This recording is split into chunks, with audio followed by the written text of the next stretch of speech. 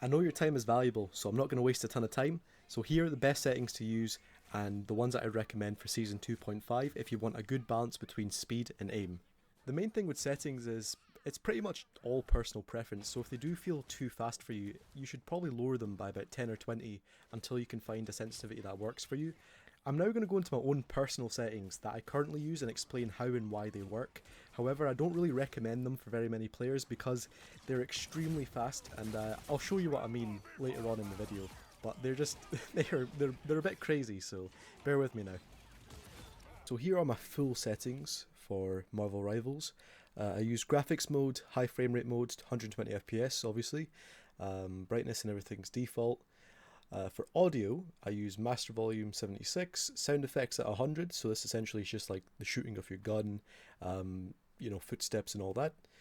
Music down to 40, lobby 40. Playback mode is headphones. I found that's the best for the headset that I use, and basically what I use, I actually don't use a headset. I use one Apple earbud at half volume because I don't like the way headsets feel. So here's my combat mix. So essentially this is the everything you hear in game. So basically hit indicator, put this to 5, volume of 5. This is whenever you hit someone, and that dink or that sound it makes when you hit someone is going to be a little bit louder, which I really prefer. And these two here are very, very important. So KO sound cue, you want to be using this because essentially it'll give you a sound every time one of your teammates dies inside of a fight. So what you want to do is here. This is a great so essentially this is a really good audio cue of when you're going to be in like a 5v6, a 4v6 or whatever, and it's a good rule of thumb to not stagger your team when everybody's dead. So it kind of just keeps you in check of that. Also, I do announce enemy KO as well. It's a slightly different sound when an enemy gets killed, and this just lets me know if they are down a person or not. So controller settings, this is where it gets interesting. Cursor sensitivity 200s. I don't use any trigger functions. I use a trigger dead zone of 0, which is just the default, I believe. So these are my combat settings, right? So before you laugh, I use the highest sensitivity you can possibly use in the game. So it's the highest, absolute highest sensitivity, and it's essentially 600 sensitivity because of my dead zone settings. So these are my settings personally. I'm going to show you settings that I would recommend if you want a good balance between speed and aim, but these ones are just like my absolute crackhead sensitivity that I like to use, just because I play mainly characters like Black Panther, Winter Soldier, who don't require very precise tracking, and I use a linear curve obviously, so you want to always pretty much use linear curve. Linear is the best, most consistent aim that you can have, just because there's no curve to it. It just goes faster or slower depending on how far you move your stick. My dead zone is at 1, so this is just your inner dead zone essentially is what it is, and then your outer dead zone is should always be on 0 because that gives you the full range of your stick's motion essentially. That purple circle will go smaller, and that's the cap of your stick, so it means that you won't be using your whole stick. So keeping this at 0 doesn't affect your stick drift. It just makes it so you've got more of your stick to work with when you're aiming. So this is when I said I run fast sensitivity. Basically, this right here is a sensitivity boost, and I use 100 on the horizontal and 100 on the vertical, and it gives me the highest sensitivity you could possibly have in the game. And these are my aim assist settings right here. I use a 25 aim assist window size. Basically means that the aim assist is only on when I'm just slightly off of an enemy. It only activates then. I feel like having it at the default or having it any higher can actually hinder your aim. You might think it's good for your aim, but essentially it gets a little bit too sticky, and I don't like it. Obviously strength, you want to keep this at 100.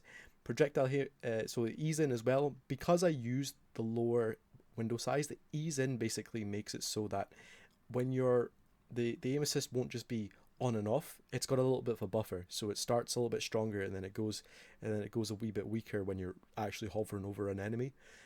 So it's not just like you either have aim assist or you don't. It's essentially just it's a gradual transition into the aim assist essentially. For my character input dead zones, so don't copy these settings. my controller's broken. My left stick has really bad drift on it. So these settings I've found basically means that the my controller starts at the green line when I push it. So anything after the green circle is me moving my character. And then obviously, like I said, the purple circle is the end of your stick essentially. So my crosshair settings, I use a small green crosshair. So I use a width of 12, outline width 40, outline opacity 100, 6 and 3 crosshair length, and then I use green. Sometimes as well I use just a little black dot as well. Don't know where it's gone, but yeah. So yeah, that's pretty much my main crosshair there. Allied health bars I keep on default. You actually want to have this on. I don't know why it's on default right now, but that basically means that you can see your teammates' health at all times, so you know who's going to be weak in a fight. So it's really good for playing around your teammates. If you may think, oh, they're just running away for no reason, but they're actually like one shot. This is a good way of seeing who's actually doing what. So essentially, for button mapping, the only thing I do is I flip my triggers and my bumpers. So I use my bumpers to shoot and my triggers for the abilities. Basically, in all games like Call of Duty as well, I've always used my bumpers to shoot. So yeah, that's it. For UI, I think this is just the default. For communication, here, right, this is good. Number of wheel sections, put this on 8. Don't use 4. Basically lets you have like other things that you can tell your teammates so they're actually using voice chat. I hardly ever comment voice chat. I find it really distracting, and I find that people use it as a platform to just fucking dog on you for no reason. If you're doing not well, they tend to just make fun of you for no reason. I really don't like that. I really think that if you're losing a game, it's mainly going to be your fault that you're losing the game. You have no control of your teammates. Swearing at them, putting in chat like they're bad KD, none of that makes a difference. So I don't understand why people actually do that in game, and that's why I don't use voice chat either. I'll only use voice chat if I have a duo or a trio. But I usually do play solo queue quite a fair bit. But I've been playing with one of my friends recently. Really good Doctor Strange player called Electricity. He's a really good guy, and he's a really good tank main. So I've been playing with him a little bit recently. So that's it. That's it for controller. For social, I use overview on everyone, stats on private, and history on private. When you get to high enough rank, people start to recognize you, and they do check your profile, and people do start target banning a lot when you get into high ranks. It's just because you're playing against the same people so often that I know about like 5 different like top tier Hella mains, right? And if they're on the other team, for sure I'm banning Hella, like that's essentially what everybody does. But people do end up target banning you if you do play with them like a few games in a row and then they're on the other team, so it's quite hard to avoid. These are all just default. I allow everything. Cross platform obviously is going to be on, gifts are on. Streaming mode I turn off. Hide own name competitive, that's again with the target banning. Basically means that they can't see your name until like the game's after the game started, so they can't target ban you as easily. So that's just kind of like a high rank thing, because I think if you're under GM, probably you'll be playing against, you'll probably see a few of the same people, but you won't be playing against the same people over and over again, because literally my lobbies is just whoever's on for that time right now. So you see so many people in your friends list that are just queuing, and they kind of know you, so that's why hide your own name. So for this, that's all just default. And then accessibility, I use yellow outlines for absolutely everyone, and then blue. This kind of depends on what account I'm playing on as well. I usually like to put this either on blue or green, just for my health bar, just so it kind of looks nice. I don't know why this is on purple. This should be on blue. But yeah, not blue. That will be on default. Sorry, yeah, that's it. But that's pretty much it for my settings, really. I mostly play like my mains right now are Black Panther, Hela, Star-Lord, Psylocke, and Punisher.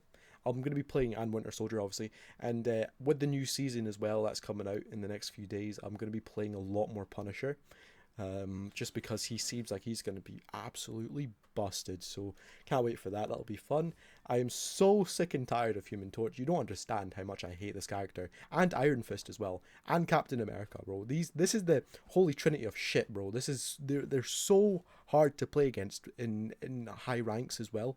Oh, it's so annoying. If they've got a good Captain America, the guy doesn't die. Simply put, he does not die. And my backline gets fondled. Like, there's literally nothing I can do. And stuff like that. You know, it's all, like, for climbing especially, it's all rock, paper, scissors when it comes to comps. When they do run Cap, I run Black Panther, and then I assault their backline. And then if they're running Human Torch, I run Hela, which is why I started playing her a lot more, just because you know, Human Torch has been so prominent, and Iron Man.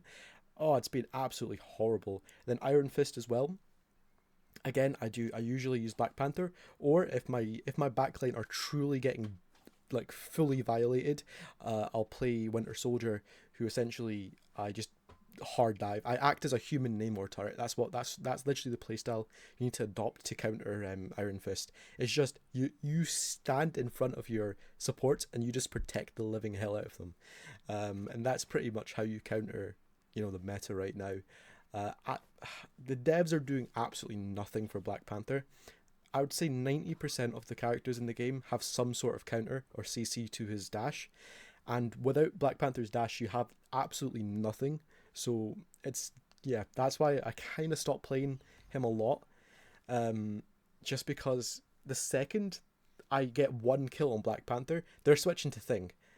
Like, it's so annoying, the counter culture that Black Panther experiences, because there's no other character in the game that has that many counters and gets that worse of a treatment. I get it, right? He is a pain in the ass to deal with, right? But like, I remember I've had games where I've gone negative on Black Panther and they still swap to counters, and I'm thinking, my goodness, I'm literally going negative. Why are you swapping to a counter? You know, like, let me just play the game. But yeah, like, it's, you know, what can you do? Hawkeye. I thought I was gonna start playing Hawkeye. I got his skin. I really like this skin, and I loaded up one game. I missed 10 shots in a row, and I never played him again. So that's pretty much it. You just have to learn his trajectory, really. And yeah, so for my sensitivity, you know, I use such a high sensitivity that it's pretty crazy, you know, when I'm actually in game. But for like even tracking and stuff like that, on the 600 sensitivity, I can track pretty well, because this is how fast my sense goes. So it's pretty fast. And but you know, actually, like, tracking and stuff like that, in terms of like Punisher and Hela, my aim's actually not too terrible. I still average about 50% accuracy on Hela, so that's kind of where you want to be with this character. But this is so this is actually my Hela crosshair, is the yellow one. I use a slightly larger crosshair. For me, especially, using a tiny dot on Hela, I see a lot of people doing that. I feel like it just makes her actual hitbox seem, I know this is complete fabrication, but it makes the bullets feel bigger. It makes her thorns feel bigger when I use a bigger crosshair. So yeah, like, for example, there I'm not even aiming at the Luna, but obviously that's just abusing the third person, right there. And if I was to shoot on the other side of her, it would be a complete miss. So yeah, little things like that you have to kind of pick up when you want to play the game. But that's pretty much all of my like controller settings, and I use the same sense for absolutely everyone, so including my Black Panther as well. And my Black Panther is pretty fast. I can do, you know, all like the 180 dashes and stuff like that perfectly fine, and I can aim perfectly fine on characters that need it. But that's pretty much it, really. I'll be uploading some more gameplay and stuff like that. Let me know as well if you want me to start streaming my actual comp games as well, because I'd love to start, you know, actually streaming a little bit and trying to figure out if I want to, you know, do all of that.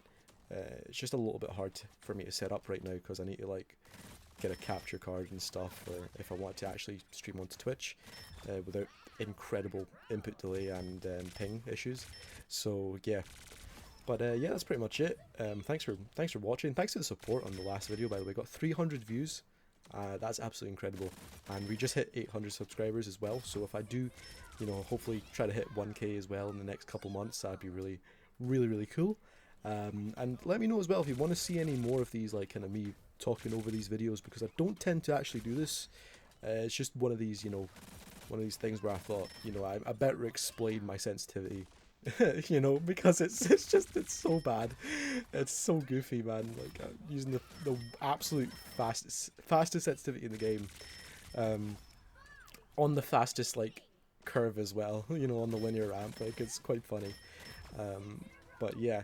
Oh yeah, by the way, I had the like so, and also as well, like for the settings that I'd actually recommend if you wanted to use.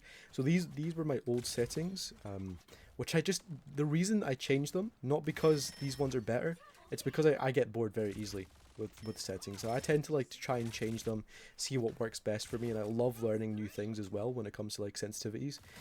So I thought, you know what, fuck it, we'll use the absolute highest sensitivity in the game, and just, you know, see how that treats us. And so far I really like it, and I don't think I can actually go back to a lower sense, because it just, everything feels so sluggishly slow now. But yeah, pretty much that's pretty much it, and thanks for watching.